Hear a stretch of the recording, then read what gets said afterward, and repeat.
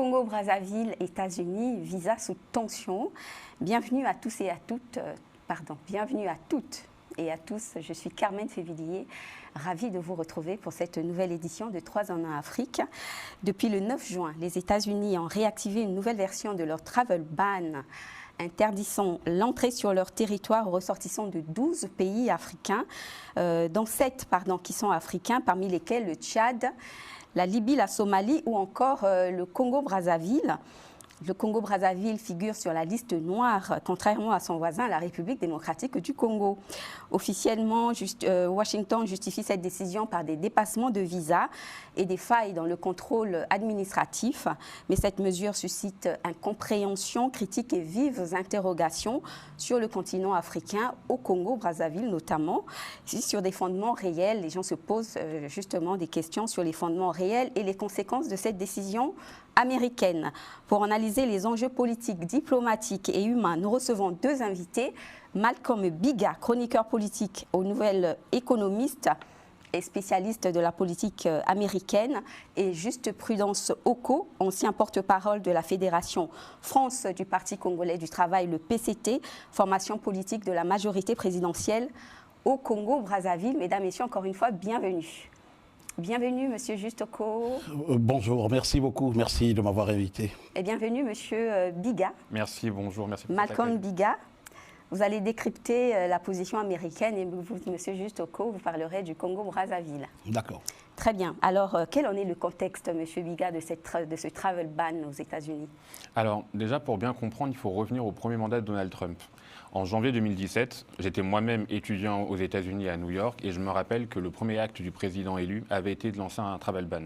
Oui. Ce travel ban avait touché des pays arabes et moi, dans mon entourage, j'avais beaucoup de camarades de classe qui étaient partis pendant les vacances de Noël, rentrer chez eux dans ces pays arabes et avaient eu des difficultés pour revenir.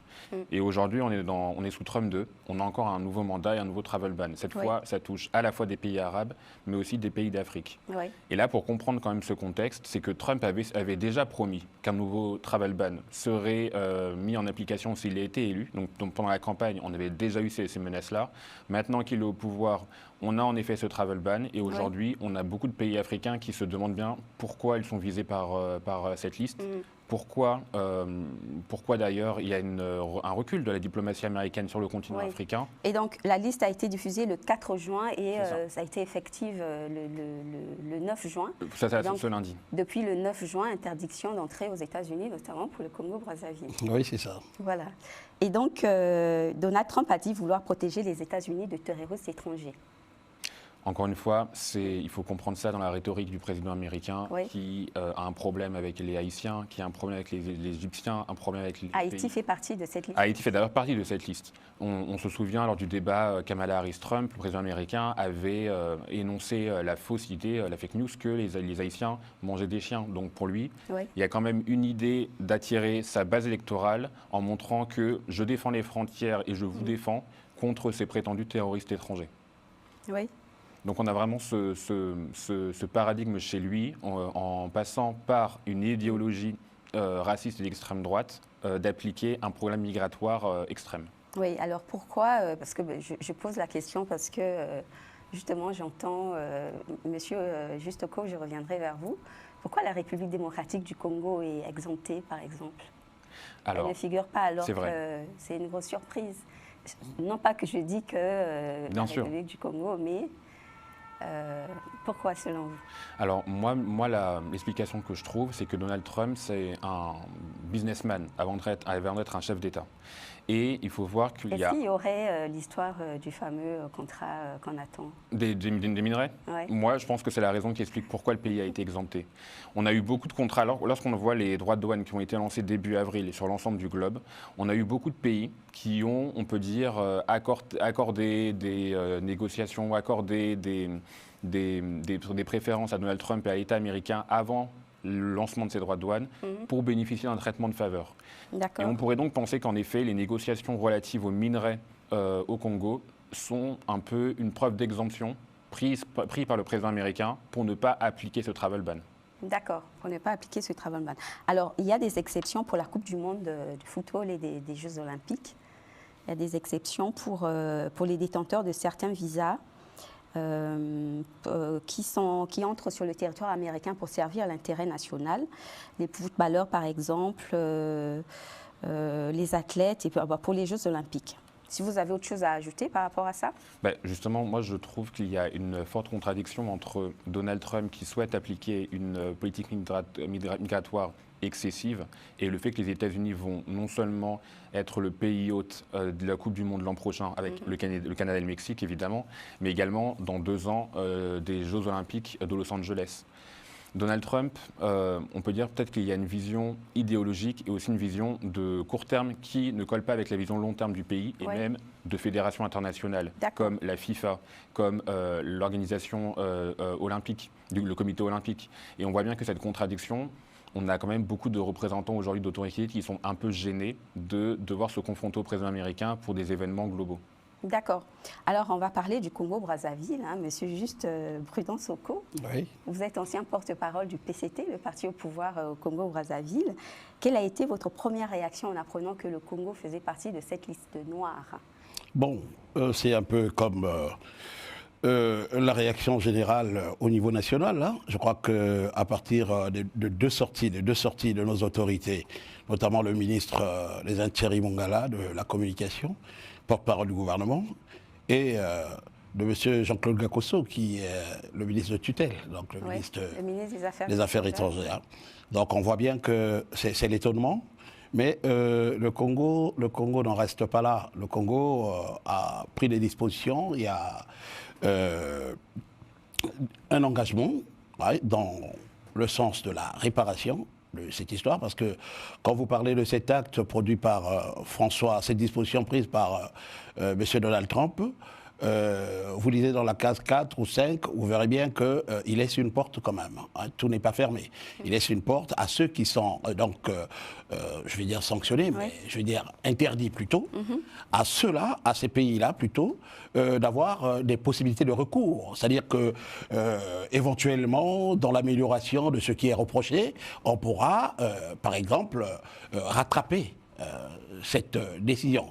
Je ne dis pas que c'est injuste, mais je ne comprends pas. Lorsque j'observe, je cherche il faut chercher le motif. Oui. Et lorsque je réfléchis autour du motif... Alors, voici les motifs des États-Unis. Je vais vous les lire rapidement. Je pense que je vous les ai transmis également la liste des motifs. Le séjour irrégulier des ressortissants du Congo suite à l'expiration des visas. Oui. Des visas donc non renouvelés atteignent un taux entre 29 et 35 %. 35, oui.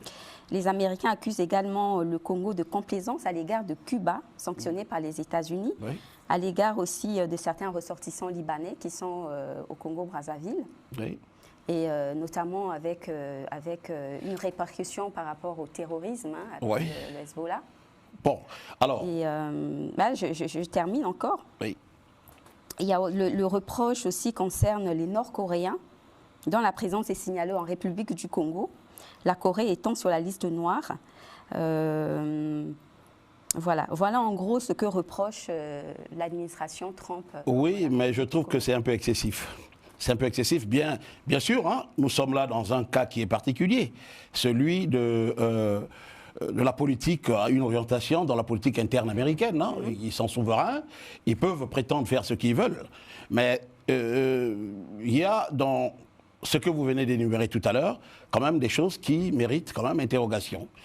Lorsqu'on est un peu éclairé, on ne peut pas comprendre que le cas de la France, par exemple, moi je suis allé chercher le chiffrage, le cas de la France, le cas du Canada. Je pense que au nombre du pourcentage de ceux qui ne renouvellent plus leur visa et qui restent illégalement sur le territoire américain, ils sont plus nombreux que les Congolais. Bon, maintenant, sur le cas des Sud-Coréens, les Sud-Coréens et les Sud-Coréens et les... Oui. Il y avait les Libanais. Les Libanais. Oui. Et les autres. Moi, je crois que ça relève de la politique interne du Congo. Oui. Réel ou pas réel, je crois que là, on touche quand même à notre souveraineté. Ce sont des questions qui relèvent de la souveraineté. Le Congo n'est pas obligé de suivre les directives des États-Unis d'Amérique lorsque les Américains pensent que les Cubains, par exemple, ne sont pas autorisés et qui sont sous embargo et que le Congo applique la même règle. Je pense que ce n'est pas normal. Je prends un exemple pour élucider cela. Vous avez, en 1962, le cas des missiles de Cuba. Vous comprenez? Alors, comment vous expliquez ça? Nous sommes quand même dans une situation où les États-Unis d'Amérique imposent une certaine disposition suprémaciste qui est quand même lourde de conséquences dans la contexture actuelle géopolitique aujourd'hui. Nous voyons très bien que le monde est en train de se chercher et je ne comprends pas. Et si vous regardez bien dans la façon dont gère M. Donald Trump ses affaires, vous verrez très bien. Et il vient d'ailleurs de le dire tout à l'heure, Monsieur Biga, hein, oui. Il vient tout à l'heure de le dire, si clairement. Vous voyez que vis-à-vis de la Chine, il a pris des dispositions par rapport à la tarification douanière. Ah, il a augmenté, il a fait les surenchères. Mais ensuite, quand la Chine a réagi, il s'est rétracté. Et ce n'est pas la même chose avec entre l'Union européenne et la Russie. On ne sait pas trop où il se pose. Aujourd'hui, deux fois, on a l'impression qu'il est orienté vers l'Union européenne et deux fois, on a l'impression qu'il est orienté vers la Russie. Donc, on ne comprend pas du tout ce que fait M. Donald Trump sur sa politique extérieure. Mais par rapport au visa expiré dont les ressortissants restent quand même sur le territoire américain. Je viens de vous dire que ça relève de la politique interne américaine. Et donc, ils sont libres de prendre des décisions comme ils veulent sur leur territoire. Mais nous ne laissons pas nos ressortissants comme ça. Le gouvernement congolais a pris des dispositions. Je viens de vous dire qu'il y a eu une première sortie, celle du ministre Thierry Mongala en charge de la communication, qui a rassuré les Congolais dans un premier temps. Et dans un deuxième temps, nous avons donc la sortie de M. Jean-Claude Gakosso, qui est ministre des Affaires étrangères, qui a reçu au Congo et à Brazzaville même l'ambassadeur américain. C'était le 4 juin. C'est ça. Le mercredi 4 juin. Donc, il souhaite obtenir des éclairages donc, sur le décret du président Trump. C'est ça.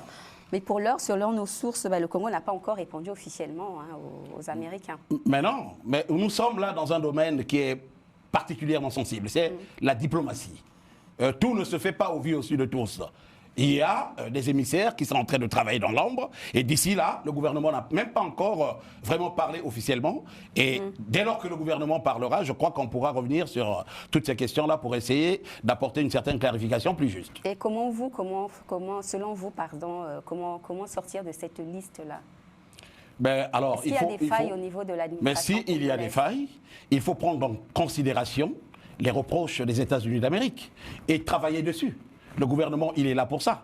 Je pense que c'est la seule manière... Un mal pour un bien? Ouais.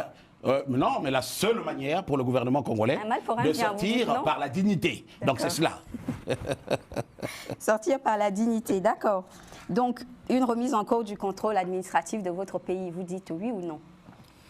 Est-ce que c'est un mal pour un bien? Non, mais j'ai parlé tout à l'heure, dis, dans cette approche de Donald Trump, il y a un peu de l'excès. Il y a un peu de l'excès, je l'ai dit tout à l'heure d'entrée de jeu. J'ai dit qu'il y a un peu de l'excès. Je crois que l'administration américaine a été un peu excessive. Je dis qu'ils ont le droit de mener des politiques internes chez eux comme ils veulent, mais quand même faisant attention à certaines dimensions de ce genre de pratiques. Alors, je vais poser la question à M. Biga. Comment vous expliquez la présence du Congo-Brazzaville dans cette liste? Moi, je pense qu'il ne faut pas toujours comprendre, essayer de trouver une logique derrière la politique de Donald Trump. Quand on a eu les droits de douane début avril, par exemple, on avait eu des taux différents entre les régions d'outre-mer et la France. On a eu aussi des taux différents entre les îles du Pacifique appartenant à l'Australie et l'Australie elle-même. Oui. Donc pour le président américain, d'ailleurs, je rappelle, qui n'a toujours pas visité le continent africain lors de son premier mandat ni de son second mandat, ce qui est une première depuis un long moment. Il ne faut peut-être pas trouver une compréhension. En fait, il faut vraiment être dans la tête de Donald Trump pour comprendre Donald Trump, si je peux le dire comme ça. Alors, quelles seraient les conséquences diplomatiques et bilatérales du point de vue de vos analyses spécialistes des États-Unis? Et vous, Monsieur Oko, quelles seraient les conséquences au Congo pour les citoyens congolais et diplomatiques? Les conséquences diplomatiques, si cette problématique que nous évoquons ici reste en l'état, c'est vrai que nous aurons maintenant des difficultés à voyager, à aller vers les États-Unis d'Amérique. Maintenant, il faut savoir, en conséquence de cela, quelle est la démarche du gouvernement congolais. Jusqu'ici, nous attendons que le gouvernement congolais se prononce. Ben, certainement que pour des raisons stratégiques, ils prennent un peu du temps et nous attendons qu'ils parlent là-dessus afin qu'on se prononce. Connaissez-vous des familles touchées par cette interdiction? Non. Non. Non. Et vous, Monsieur Biga? Non, je viens du Cameroun, mais je ne connais pas de famille. Je connais pas de famille touchée par ça. Mais par contre, je sais qu'aujourd'hui, on a quand même 200 étudiants congolais aux États-Unis. Ah oui. Et je pense quand même à tous ces étudiants congolais qui s'apprêtent ou qui s'apprêtaient à partir aux États-Unis à la rentrée de septembre. À la rentrée de septembre. Et qui se retrouvent du coup assez désappointés de ne pas pouvoir se rendre au pays. Ils ont certainement déjà financé leur. Ils ont peut-être déjà financé, ils ont déjà pensé peut-être à leur logement, et finalement tout ça est annulé, repoussé d'un an. Donc, et quelles conséquences diplomatiques vous voyez dans ça? Au niveau des conséquences diplomatiques, je pense que comme Donald Trump n'a qu'un seul logiciel, c'est vraiment le transactionnel. On va avoir une phase de négociation, à savoir qu'est-ce que le Congo peut donner en échange d'un allègement de ce travel ban à l'encontre du pays. Donc une réponse politique? Une réponse politique. Je pense qu'aussi d'autres pays maintenant également vont se prémunir pour éviter un futur travel ban et offrir des concessions au président américain. Mais chaque pays est aussi libre de également appliquer une réciprocité. Oui, j'allais le dire parce que le Tchad a appliqué une réciprocité. Oui, oui mais bon, c'est une façon de... Pas que le Tchad, hein, vous m'avez dit qu'il y avait un autre pays. Oui, il y a le Tchad, il y a le pays où... Il y a un autre pays, M. Biga. Oui, où la dame est présidente en Afrique. Un autre pays, hormis le Tchad. Ah, moi, c'est le Tchad que j'avais... C'est le Tchad. Le Tchad que j'avais noté. Il y a le Tchad et un autre pays, oui. Donc, et l'Union africaine dans tout ça? Quelle est la position de l'Union africaine, M. Biga? Alors, l'Union africaine, d'ailleurs, comme Amnesty International, a dénoncé ce travel ban. Mais je pense que pour travailler ensemble et dénoncer et pouvoir appliquer une riposte, ça va être assez long et assez compliqué. On voit bien même que l'Union européenne, on a ces 27 pays qui sont même deux fois moins que l'Union africaine, qui n'ont pas toujours le temps, l'opportunité, l'adhésion pour trouver une réponse commune. Donc, je pense que l'Union africaine, pour le moment, peut rester simplement dans une posture défensive. Une posture défensive. Pour dénoncer ce travel ban. Ouais, est-ce qu'on pourrait considérer que c'est une forme de xénophobie vis-à-vis des pays africains? C'est les mots utilisés par l'Amnesty International. Oui, tout à fait. C'est ça. Maintenant, je voudrais dire quelque chose, si vous permettez. Je vous en prie. Je crois que le président américain, Donald Trump, il y a certaines de ses dispositions qui sont parfois incomprises. Il paraît surprenant. Pas que pour les Africains, mais même pour les Européens. Incontrôlable? Est-ce qu'on pourrait dire incontrôlable? Est-ce qu'il faut le contrôler? Mais je dis, il est quand même surprenant. Mais ce que je ne comprends pas sur le plan de la stratégie mondiale, comment comprendre dans un jeu politique qui est parsemé de violence, hein, et nous en avons en Ukraine, et nous en avons à Gaza, et nous en avons et encore ailleurs, et même il y a potentiellement Taïwan qui arrive, selon l'approche américaine et l'approche chinoise. C'est sûr qu'on va y arriver. Alors, dans un monde qui est comme ça, là, et qui se conduit, on est presque vers les conclusions de la Société des Nations à l'époque. Hein. Et ici, le monde s'oriente vers une dislocation. Hein.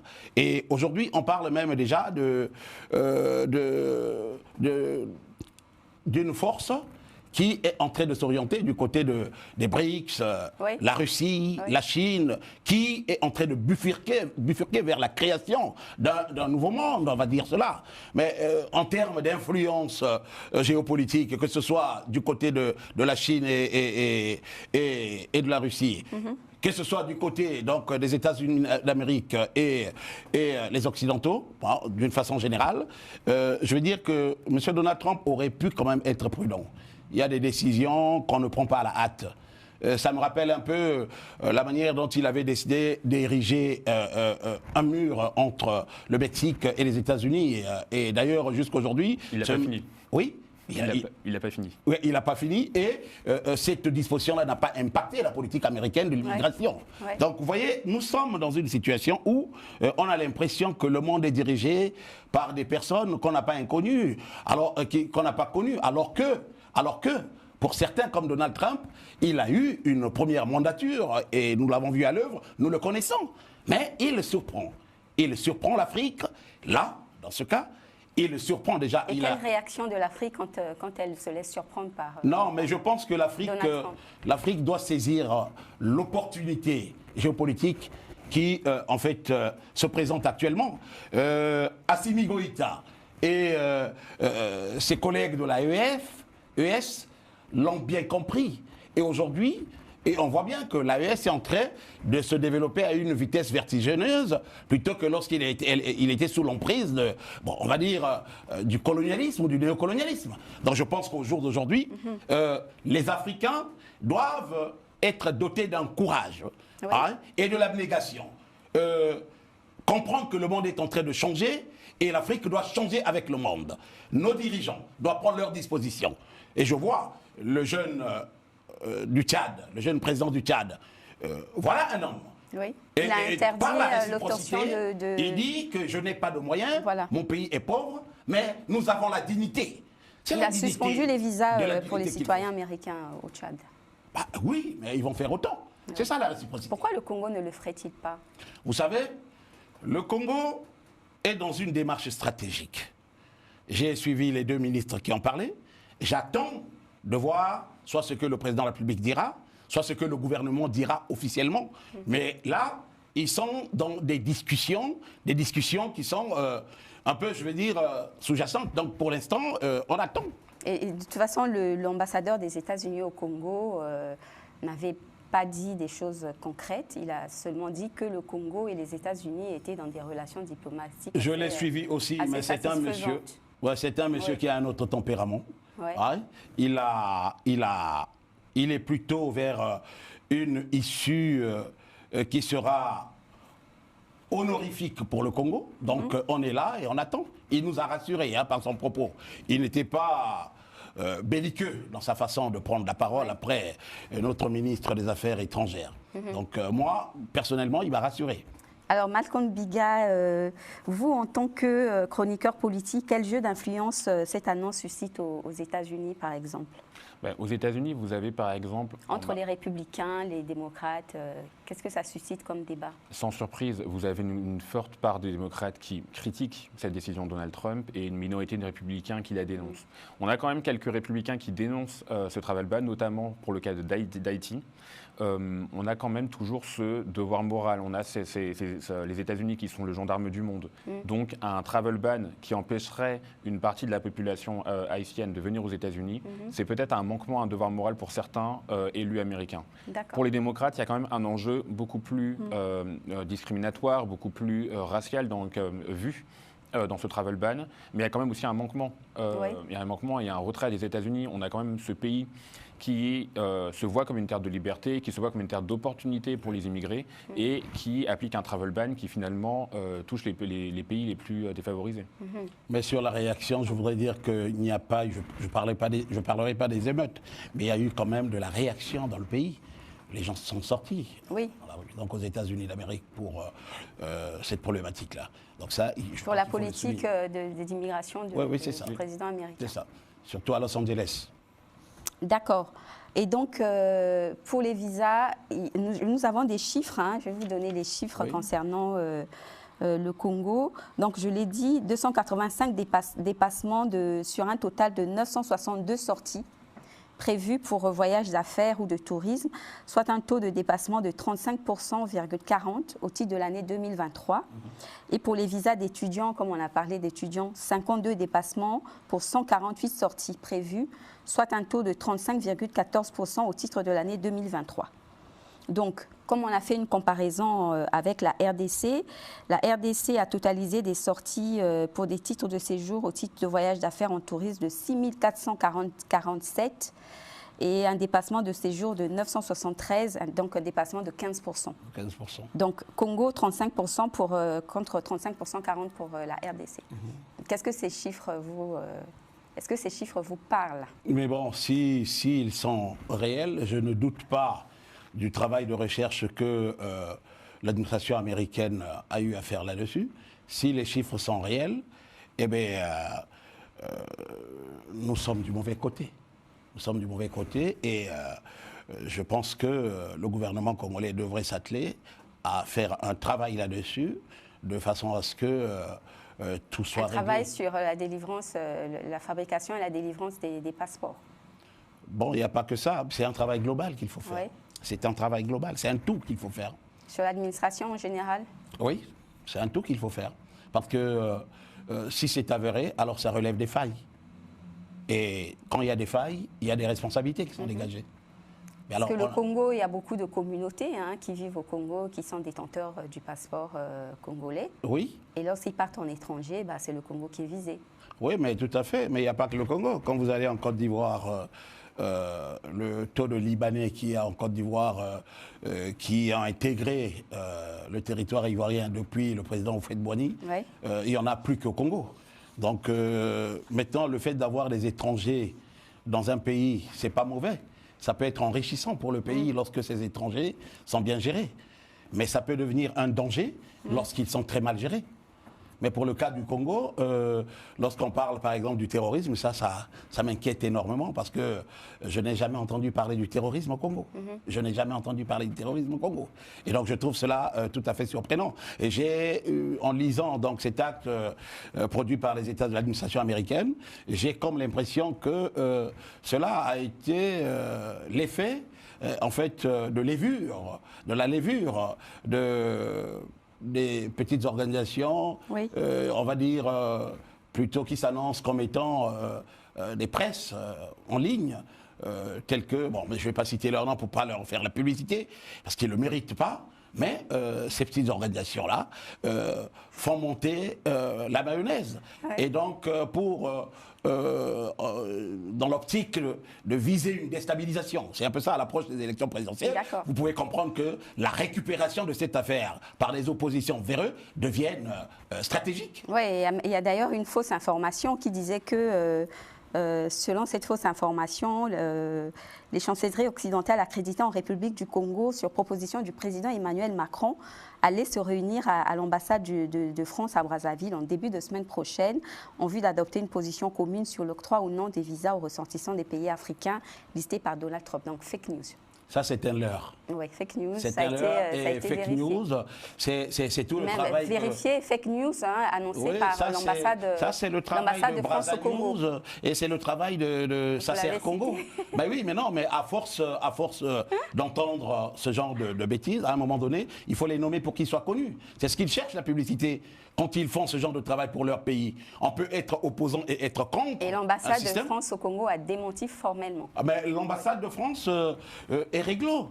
Elle fait ce qu'il fallait faire et en temps réel. Et heureusement que l'ambassade de France le dit. Et à ce moment-là, il faut qu'ils pensent que ça leur décrédibilise.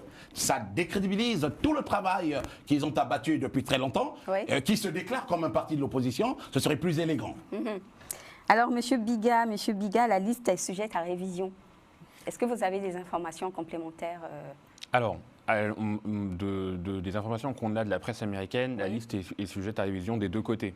On peut avoir des pays qui pourraient être finalement retirés et exemptés de ce travel ban initial, mais d'autres pays qui pourraient aussi être rajoutés. Oui. Donc pour le moment, on est quand même dans une phase de négociation.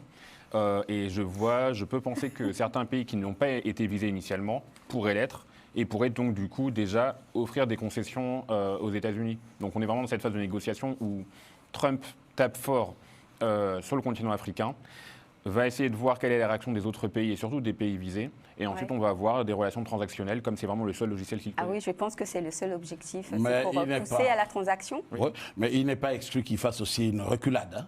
Ouais. C'est sa culture. Donc il peut l'étendre jusqu'au niveau de l'Afrique. Donc on peut espérer qu'il y ait une reculade de Donald Trump. On peut espérer qu'il y ait une reculade de Donald Trump. C'est le dernier mot de cette émission. Merci beaucoup. Messieurs, merci beaucoup d'avoir été parmi nous pour parler de cette information importante. Merci à Monsieur Malcolm Biga, chroniqueur spécialiste des États-Unis, chroniqueur au Nouvel Économiste, et merci à Juste Oko, Prudence Oko, ancien porte-parole du PCT Fédération France. C'est ça. Et donc, chers téléspectateurs, ce nouvel ban américain soulève bien qu'une seule question migratoire. Il interroge donc sur les rapports de force, la justice internationale et les droits des citoyens. Et donc, merci à mes invités. Cet échange rappelle donc l'importance pour les États-Unis, les États africains, de renforcer leur politique migratoire, comme on s'est dit, diplomatique, et leur voix sur la scène internationale. Et car au-delà des frontières physiques, c'est aussi la dignité et la mobilité des peuples africains.